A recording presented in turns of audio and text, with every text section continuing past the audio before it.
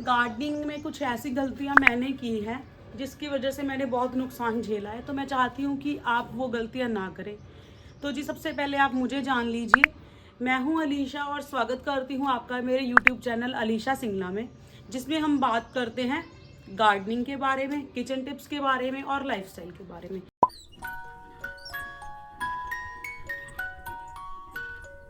जो गलतियां मैंने की हैं मैं नहीं चाहती कि आप भी दोहराएं, तो जी फटाफट से उन गलतियों के बारे में जान लेते हैं। तो सबसे पहला, ओवर वाटरिंग। जब प्लांट्स के साथ प्यार होता है ना, तो ऐसे होता है कि फटाफट से केयर करते जाएं और ज़्यादा पानी देते रहते हैं। तो ज़्यादा पानी देने से ना, ओवर वाटरिंग की वजह से बहुत सारे प्लांट्स मैंने खोए हैं। जितने ग्रो बैग्स खाली हुए हैं वो मेरी ही गलती के कारण खाली हुए थे कि मैंने उनमें ज़्यादा पानी डाल दिया। तो आप इस चीज़ का ध्यान रखिएगा, ज़्यादा पानी देने से आपको बहुत नुकसान झेलना पड़ सकता है, तो थोड़ा इस चीज़ को आप ध्यान में रखिए। सेकंड जो गलती मैंने की है, मैं आपको बताना चाहती हूँ कि मैंने क्या गलती की है। ये चीज़ आप अगर गार्डनर हैं तो जानते ही होंगे कि ये क्या चीज़ है। इसको ख़रीदने में मैंने बहुत लेट कर दिया था, जिसकी वजह से पिछली सर्दी मैंने अपने 2 प्लांट खोए थे। तो ये है नीम ऑयल। जब भी गार्डनिंग का सोच रहे हैं ना, तो पहले ये ज़रूर खरीद लीजिएगा। आपको लगेगा कि 2-3 महीने बीमारी नहीं आ रही है प्लांट्स के ऊपर, उसके बाद आनी स्टार्ट हो जाएगी। तो अगर आप मेरी तरह हैं जो नए गार्डनर थे और आपने बहुत सारे प्लांट्स खो दिए हैं, तो एक गलती आपने भी यही की होगी कि आपने नीम ऑयल यूज़ नहीं किया होगा। तो नीम ऑयल को हमेशा आप हैंडी रखिए, ताकि जब भी कोई कीड़ा वगैरह आपको लगे तो आप इसका स्प्रे करके अपने गार्डन को फ्रेश बना सकें।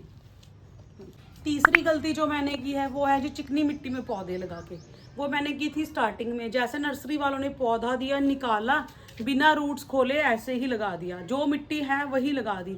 तो चिकनी मिट्टी में ना रूट्स नहीं फैलती, तो चिकनी मिट्टी में प्लांट लगा होता है मेनली क्रोटोन। तो मैंने अब तक कम से कम 10 क्रोटोन खो दिए हैं। तो अभी मैंने क्रोटोन खरीदना ही बंद कर दिया है, क्योंकि एक तो हमारे यहाँ पे सर्दियों में धूप नहीं आती, धूप की वजह से भी प्लांट्स जल जाते हैं। इंडोर में हमारे धूप नहीं आती लॉबी में, तो वहाँ पे प्लांट्स जलते हैं।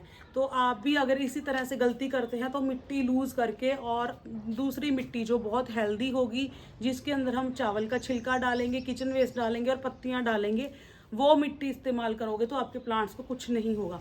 अगर आप जानना चाहते हैं कि मिट्टी कैसे बनानी है तो आप मुझे कमेंट कर दीजिए, अगली वीडियो मिट्टी के ऊपर ही होगी, क्योंकि बहुत सारे ग्रो बैग मेरे भी भरने वाले हैं। तो मैं आपके साथ शेयर कर दूंगी कि मैं मिट्टी कैसे बनाती हूँ। अगर आप इंटरेस्टेड हैं तो कमेंट कीजिए, मैं बता दूंगी आपको। क्या आपको पता है कि ये वाला प्लांट मरने में क्या गलती हुई है?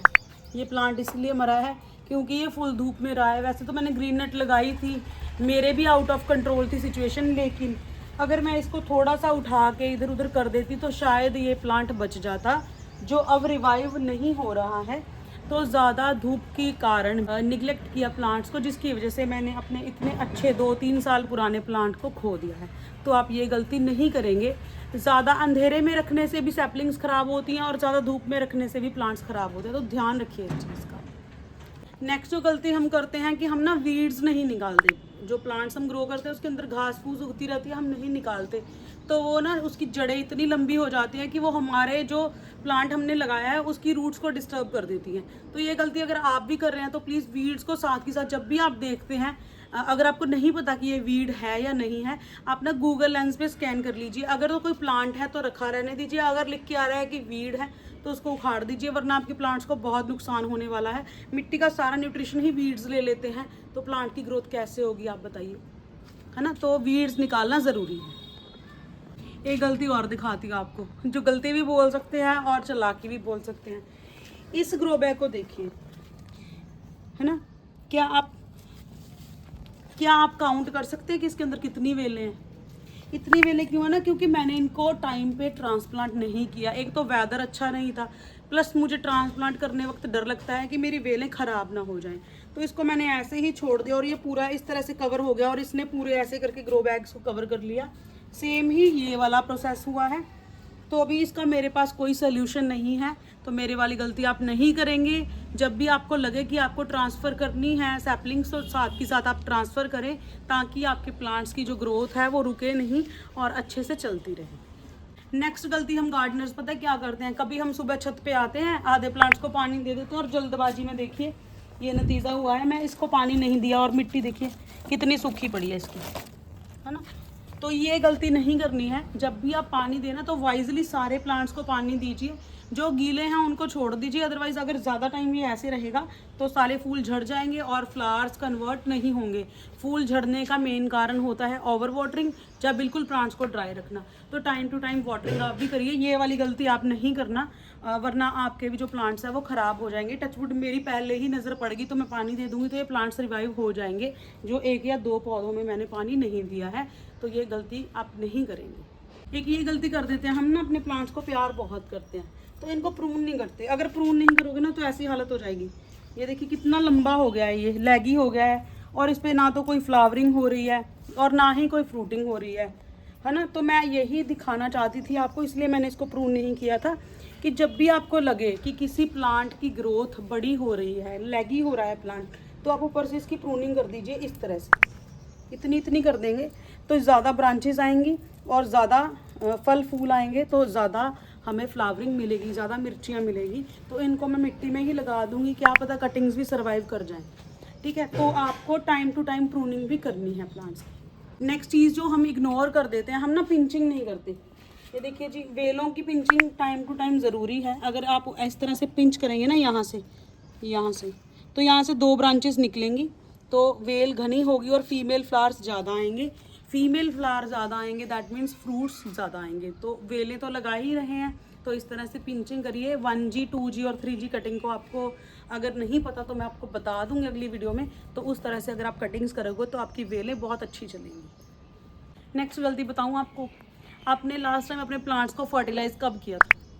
बताइए जल्दी जल्दी कमेंट्स में। तो जी, अपने प्लांट्स को टाइम टू टाइम फर्टिलाइज कीजिए। जैसे कि मैं हर 15 या 20 दिन के अंतराल में एक बार दे रही हूँ किचन वेस्ट खाद या उपले का पानी या वर्मी कंपोस्ट। ठीक है जी, आप इस तरह से देंगे। जैसे 2 महीने में या 3 महीने में एक बार आपको वर्मी कंपोस्ट देनी है, महीने में 2 बार आप किचन वेस्ट का लिक्विड फर्टिलाइजर दे सकते हैं डिल्यूट करके। 6 महीने में 3 महीने में एक बार आपको देनी है नीम की खली।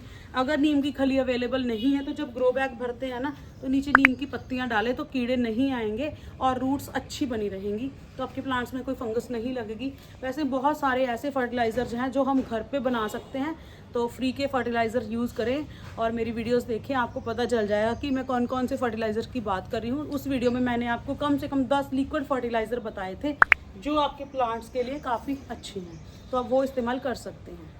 एक गलती जो हम गार्डनर्स ना एक्साइटमेंट में कर जाते हैं, हम रॉन्ग सीजन में रॉन्ग पौधा ले लेते हैं। जैसे मैंने गुलाब लिया गर्मियों में, और गर्मियों में इतनी धूप थी उसको बचाना मुश्किल हो गया था मेरे लिए। वेलिया गुलाब तो वो जल गया था प्लांट। तो आप ये गलती नहीं करेंगे, जब सीज़न हो प्लांट का तभी लें ताकि आप उसको बचा सकें 6 महीने, और 6 महीने में वो थोड़ा स्ट्रॉन्ग हो जाएगा तो गर्मी झेलने के काबिल हो जाएगा। तो नया पौधा जब हम लेते हैं ना तो उसको केयर करना थोड़ा मुश्किल हो जाता है।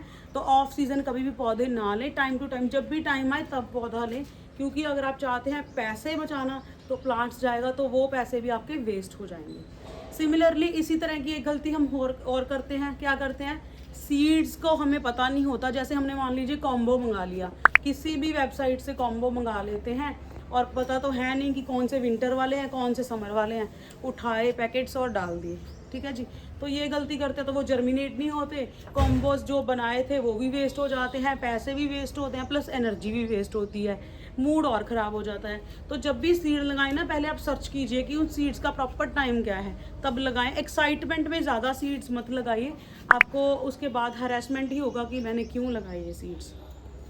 देखिए जी, गर्मियों का सीज़न है तो प्लांट्स मैंने इस तरह से रख दिए हैं, ये एक दूसरे के ऊपर चढ़े हुए हैं, चल रहे हैं। लेकिन क्या आपको लगता है कि सर्दियों में भी इस तरह से ही होगा? नहीं, सर्दियों में इस तरह से नहीं होगा। अगर इस तरह से प्लांट रखेंगे ना सर्दियों में तो इनमें बीमारी आएगी, मिली बग्स आएंगे और हमें दिख नहीं पाएंगे। बिल्कुल ऐसे नहीं रखने हैं प्लांट सर्दियों में। गर्मियों में हम पास पास रख देते हैं, सर्दियों में आप जो प्लांट्स हैं उनको थोड़ा दूर दूर रखिए ताकि उनको धूप मिल सके, और धूप मिलेगी तो बीमारियां नहीं आएंगी। तो आपको इस चीज़ का ध्यान रखना है। ये थी जी मेरी आज की वीडियो, जिसमें मैंने आपको बताया है कुछ गलतियां जो हम लोग कर देते हैं एक्साइटमेंट में, तो आप बचिए जी उनसे। और करते हैं जी वीडियो को एंड, मिलेंगे नेक्स्ट वीडियो में, तब तक आप अपना बहुत सारा ध्यान रखें। Take care.